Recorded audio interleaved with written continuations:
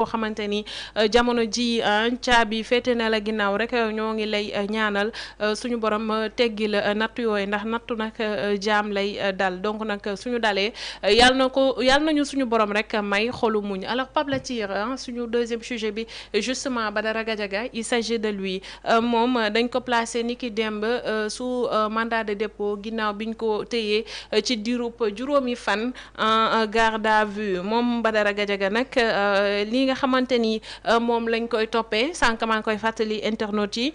bokk na ci diffusion de fausses nouvelles naka noonu it propos contraires aux bonnes mœurs naka noonu it offense à une personne détenant les prérogatives de chef de l'État naka noonu it réception et sollicitation de fonds ou subsides donc nag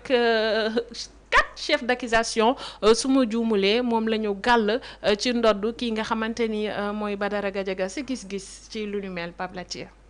Bon balaa ma dellu si ci Badara Gadiaga maa ngi déglu léegi bi ñuy wax ci composition gouvernement loolu day dellu sax ci Ousmane wax en fait crise ou autorité. man danaa nekk président de la République nga naan ma parti bi diw laay jël wala may jël non mais xalaatuloo ko sax. Il faut qu'on soit sérieux. Par contre man miy jël danaa fexe parce que liggéey boo gis dafa mel ni primature. C'est un profil. Quel est le rôle du Premier ministre? C'est de conduire la politique définie par le chef de l'État. waxuñ na nga définir suñu politique c'est pas Ousmane Sonko di xuloog Massamba wala tudd bii dëkk wala nangam wala di xarab non tu diriges et tu défends tout simplement la politique définie par le chef de l'État loolu mooy sa liggéey donc confusion de rôle moo waral yooyu lu bari et encore une fois day dellusiwaat tout simplement ci kaw Ousmane bu nangul kilifteefu Diomaye mënut a yilif kenn dans ce cadre mais il faudrait que Pastef xam ne aussi réew mi du ñoom lu ñu gagné loterie moomuñu réew mi il faut que ce soit sérieux man mi wax ak yow ne la je suis enseignant formateur en management tey bu ñu joxee organisation comme ñu jox la kër gi tey na la gérer ko boo ko jaawaleeg yow li nga moom yaa ngi ci erreur au moment de la comptabilité maanaam daanaka maanaam dana doy waar donc c'est aussi simple que ça ñii dañ leen a jox dëkk ñu fekkoon fay nit la sëñ Fallu doon wax lu loxo yëkkati teg ko ci loxo bës a ngi ci bës yi loxo dina ko yëkkati waa teg ko ci benn loxo ñoom ñu war a fexee xam naka la ñuy def ba fondre le Pastef même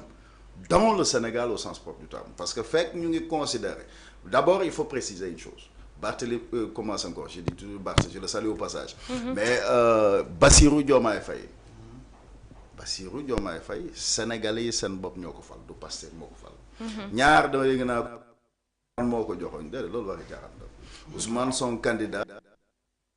qui il a remis ses 12 députés on pense tout Diomaye nañu kër-këree ainsi de suite ba def seen Diomaye président am na yoo xam bëgguma ci dugg ndax seen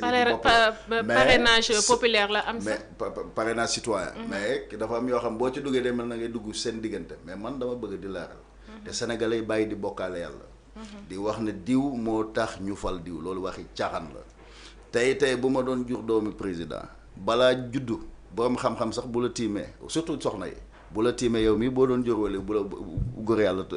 tiimee ne la da nga jur waliw c'est aussi simple que ça kon moom mi mën a xam loolu tey doomi aadama rawatina yàlla bi bind kon yàlla dafa bind démb te moo yor dogal yi innamaa amruhu izaa araada shay'an an yaquula lahu kun fayakun ku jubóog loolu da nga jubóog li nga xam ne mooy mbir mi encore une fois Ousmane dañu koy woowaat ci autorité boobu muy wax crise mu fexe moom mu nangu xam d'abord que faluñu ko Ousmane Sonko kenn falu ko kenn mënula gérer dëkk ci humeuru ma Samba ak ma Demba dëkk dafa am lu ñu teg le président de la République sa fonction de c'est quoi c'est de défendre les institutions constitutionnelles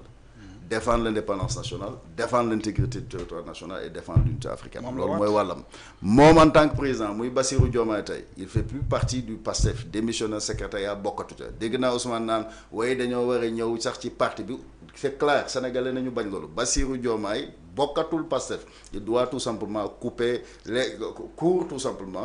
couper court et tout simplement jël ses distances incarner s'il veut être réellement un président de la République parce que mënoo nekk d'abord un parti état ça fonctionnera jamais au Sénégal parce que réew mi réewu ñaane bañ na la Ousmane Sonko moomuñu keneen moomuñu man mii moomum réew bi keneen moomu ko kenn mënu fee ñëw jàpp ne maanaam sa xëñër yi mën naa tax nga jiital sénégalais yi loolu amul ça c'est archi faux donc bu ñu ñëwee ci cadre Badara Gadiaga pour le citer man nee naa d'habitude au-delà de la personne certes j'étais tout simplement fële ci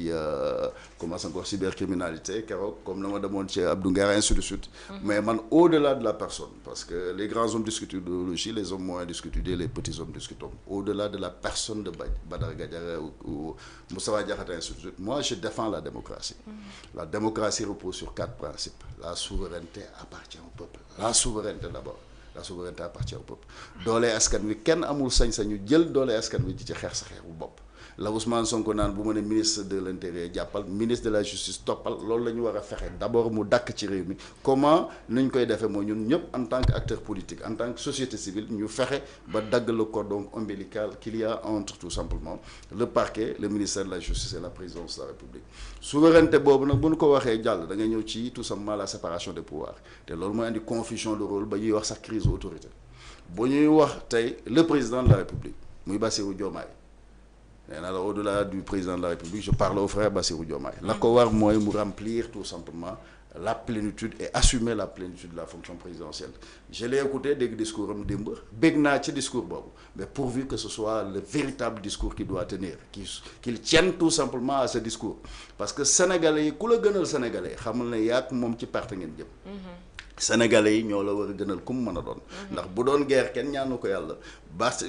commence encore Bassirou Diomaye tey bu ma réquisitionné woon bu ma bañee dem bu fekkee je suis valide dañ may juger pour trahison encore une fois bu ñu la nee souveraineté du peuple ne séparation de pouvoir foofu la ñuy waat assemblée nationale son rôle du jël suñu xaalis pendant que nit ñaa ngi am ay problème nga naan da ngay jënd ay oto plus ou moins 50 millions sans c'est un manque de sérieux ñaar kenn mënu la jàpp Bachir Fofana ci kaw nee na way marché bii lañ joxe kañu waroon a dàq waroon ko jëlee tout simplement ci boppu assemblée nationale au quitte à ce que ñu convoqué ko mooy le président de l'assemblée nationale muy xaw ma nu mu tudd Malick Ndiaye xaw ma nu mu tudd parce que moom c'était à lui dans le cadre de la gestion parce que moi j'enseigne ça à l'université executive master business administration tey mënuloo ñëw ñu jox la sunu yëf nga wax koo doxal yow boo demoon ba jël te d'abord c'est dangereux nga ne je prends par devers moi et la responsabilité de faire ceci parce que mbir mi du sa yëf bu doon sa alal la kenn du ci werante suñu alal la ñaar boo demoon ba di ko def te waroo ko def la ca waroon mooy marché na mu demee muy appel d'offre bu ñëpp mën a gis xam ne lii la ku dem assemblée mën ko consulter ku dem même à travers la presse soleil mën a wane ne lii la ñu wane ne nii la ñu attribuer marché bi nii ak nii bu boobaa sénégalais yëpp yem ci nga xam ne du am suul bukki suli bukki c'est aussi simple que ça bu ku deful loolu nag ñu ñëw ñu ne ñuy def prospection bu doo ma ne li may wax yëpp kaamil la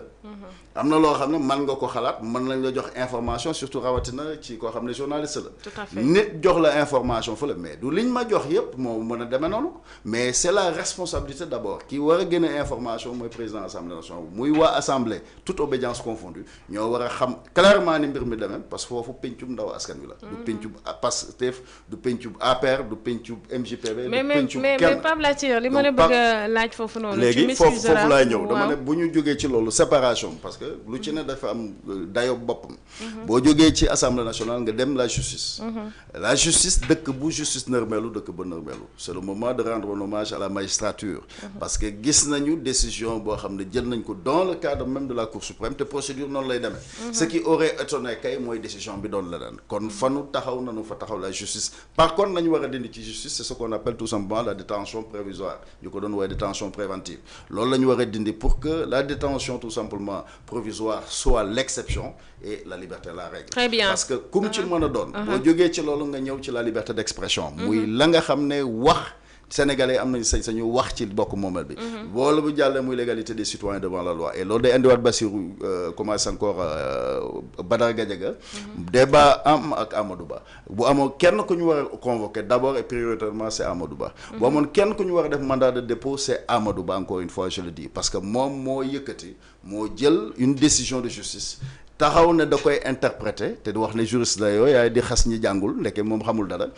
jël wëlbatiku jël loi boo xam décision de justice au lieu mu tout simplement interpréter ko mu mujjee ko modifier ba waxal ci wax joo xam ne du noonu mu waxal ko Ousmane Sonko waxal ko Adji Sarr donc pour le processus ce que man j'aurais accepté mooy ñu convoquer peut-être Badara Gadiaga mais surtout ñu convoquer Amadou Ba mais surtout au-delà ñu xamee ne Amadou Ba moo wax ji moo nu saaga suñu kilifa ndax ñi li mu wax ñema moo ko wax suma kanamu kilifa ñema moo ko wax suma kanamu njaboot c'était à lui propos contraire aux bonnes mœurs loolu Amadou lañ ko war a teg d'abord et prioritairement ndax lu jiin njàkk moom mooy njàkk mais bu doon man du ma yem ci loolu dama leen di dajale parce que comme li ma wax ni réew mi il faut qu'on s'élève un peu ñoom muy Badara Gadiaga muy Amadou Ba bu ma leen fekkoon fanu toog di wax jooju bu ma neexee ñoom ñëpp laay sumi yóbbu seen bubu ndax man Diouf ci ndey fay ci bàyyi kon il faut pas qu'on soit décomplexé bu ñuy débattre dans le cadre politique aussi nañoo xam ne position politique la qu'on soit véridique quand même mais nous ne sommes pas des ennemis parce que dañoo bokk démb très bien merci beaucoup jour boobu sax ci émission